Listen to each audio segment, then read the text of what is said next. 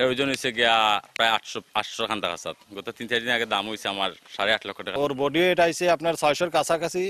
অনেকে কাস্টমার আসে, দাম দরের কথা বলে, দাম দর আপনার 5 লাখের উপরে আসছে আর কি। আসন্ন কুরবানি ঈদ উপলক্ষে আমরা যে খামার ভিজিটিংটা আরো বাড়িয়ে দিয়েছি। এই খামারে যে গরুগুলা তারা পালন করতেছে সেটা বিজ্ঞানসম্মতভাবে পালন করতেছে কিনা।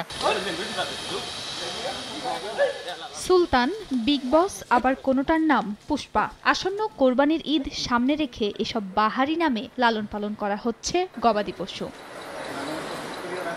মৌলভীবাজারের 7 উপজেলায় গড়ে উঠেছে গবাদি পশুর 5,500 খামার। প্রতিটি খামারেই প্রাকৃতিক পরিবেশে পরম আদর যত্নে পালন করা হচ্ছে গবাদি পশু। চাহিদার কথা ভেবে দেশি ও বিদেশি জাতের ছোট বড় গরু রয়েছে এসব খামারে।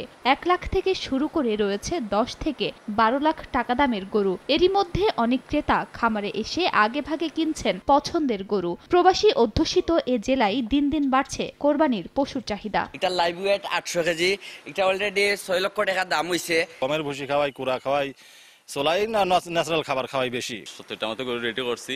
তো কিছু গরু আমার এখনো বিক্রি চলে। অলরেডি 60টা গরু আমি বেচছি। আজ থেকে 3-4 দিন আগে প্রায় সামথিং 13 লক্ষ টাকার মতন।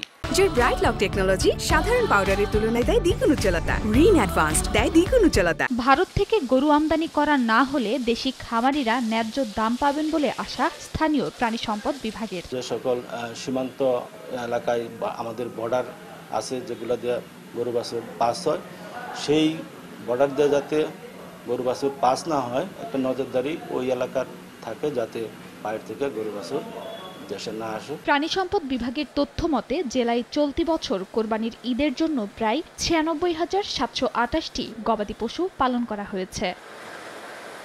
সময় সংবাদ, মৌলভীবাজার।